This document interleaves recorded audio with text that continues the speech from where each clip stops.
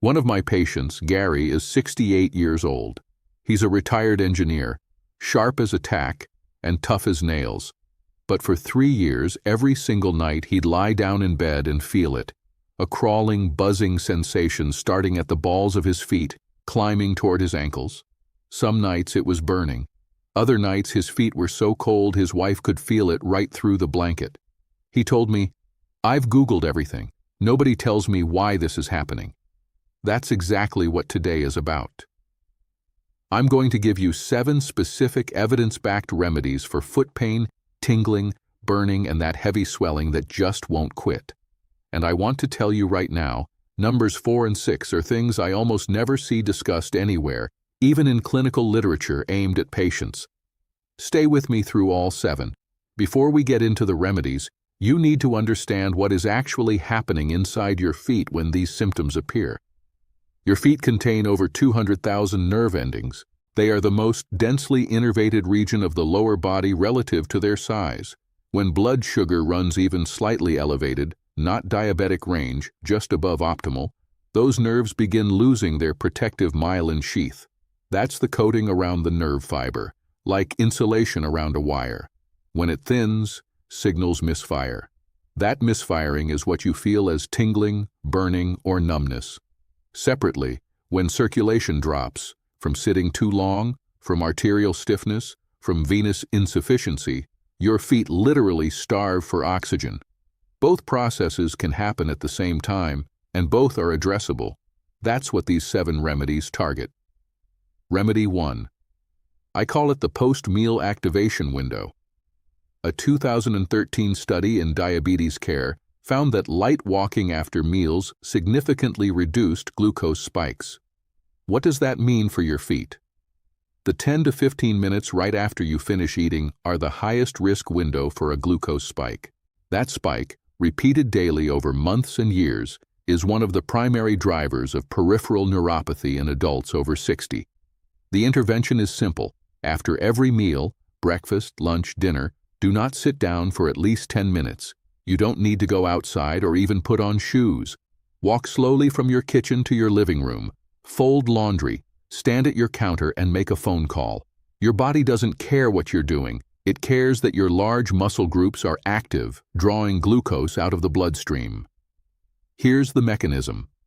Skeletal muscle contains glut transporters, glucose receptors that activate during movement and pull sugar directly into the muscle cell without needing insulin. In plain terms, your legs become a glucose disposal system the moment you start moving. For Gary, this single change, nothing else, just 10 minutes of slow movement after dinner, reduced his nighttime burning by nearly half within 3 weeks. Remedy 2. A self-assessment I want you to perform tonight and every night this week. I call it the bilateral temperature check. After you've been lying still in bed for 5 minutes, reach down with one hand and touch the sole of your left foot, then your right. Then touch the top of your left foot, then your right. You're checking for 2 things. First, are both feet equally warm, or is one noticeably colder than the other? Asymmetric coldness, one warm foot, one cold, can indicate unilateral arterial compromise. That is a finding worth bringing to your doctor.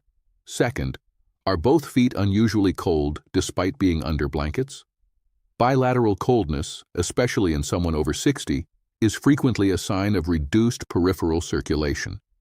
Now here's the part most videos skip. If you detect significant bilateral coldness, there's an immediate intervention. Before you sleep, sit on the edge of the bed and do ankle circles, 10 clockwise, 10 counterclockwise on each foot. Follow that with 30 seconds of heel raises while seated. This activates the soleus muscle deep in your calf, sometimes called the peripheral heart, because its pumping action returns venous blood upward from the feet toward the chest. Even 30 seconds measurably increases distal circulation. Remedy 3. Target something structural that almost no one addresses. Your toes were designed to spread. The plantar fascia functions optimally only when your toes have full range of motion. Modern footwear compresses the forefoot and restricts that spread over years of wear, compressing the small intrinsic muscles and digital nerves between your toes. The result? Tingling, burning, and a sensation like walking on pebbles, even when you're not. Here's the exercise. Sit down, place a small hand towel flat on the floor in front of your bare foot. Using only your toes, grip the towel and drag it toward you.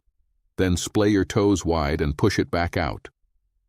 Repeat for 2 full minutes, 1 foot at a time. You're reactivating the lumbricals and interossei, small muscles between your metatarsal bones that modern footwear gradually switches off.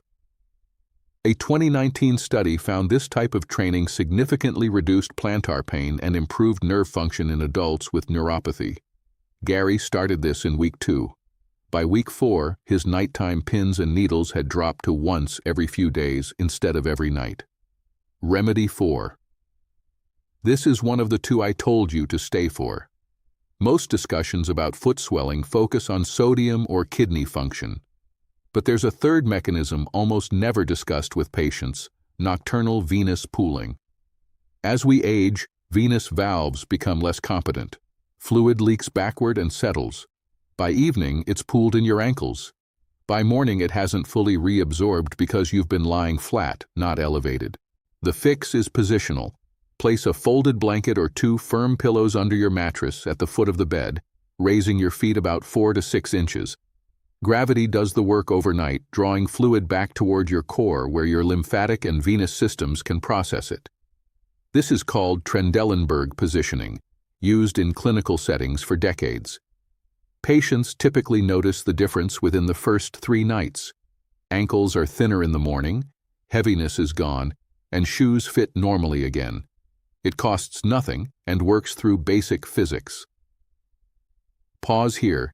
If you're experiencing tingling, burning, or numbness in your feet right now, type the word burning or cold in the comments below, whichever matches your experience. I read these to decide what to go deeper on in future videos. Remedy 5. A nutritional one. There is one deficiency with a strong connection to burning feet: vitamin B12. Seniors are specifically vulnerable because stomach acid and intrinsic factor production decline with age. Also, metformin, one of the most common diabetes medications, directly depletes B12 with long-term use. B12 is required to maintain the myelin sheath.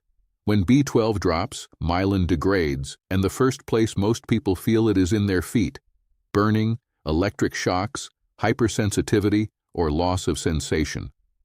The solution is not just any B12 supplement. The form with documented superior absorption in older adults is methylcobalamin, taken sublingually, dissolved under the tongue.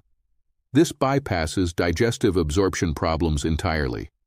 Before starting, ask your physician to check your serum B12 level. The test is inexpensive and often covered. Know your number, don't guess. Remedy 6. I call it the weekly foot audit, and you must do it in natural light. Take your feet to a window on a bright day. Sit down and look for 4 specific things. First, color variation. Bluish or dusky purple discoloration indicates cyanosis, insufficient oxygen reaching the tissues. That's a call your doctor today situation. Second, nail changes. Thickening or yellowing are signs of fungal infection. Early recognition prevents it from worsening. Third, skin texture. Thin, shiny, hairless skin is losing its blood supply, an early warning of peripheral arterial disease. Fourth, any wound or sore that hasn't changed in 2 weeks, not healed, not improved, requires a wound care evaluation, not home treatment. Remedy 7. Magnesium status. 20 minutes before you intend to sleep, fill a basin with comfortably warm water. Add 2 tablespoons of magnesium sulfate, Epsom salt. Stir, then place both feet in the water slowly. Soak for exactly 12 minutes. Set a timer. During those 12 minutes, stay still. No phone, no distractions. Let the warmth and magnesium ease tension and calm the small nerve endings. Then dry your feet and apply a thin layer of unscented lotion. Magnesium is directly involved in nerve signal transmission and muscle relaxation. This foot soak is not a spa ritual. It's a targeted neurological intervention. Do it for 14 nights consistently, not occasionally. Then tell me what you notice. These are not independent tips. They are a system.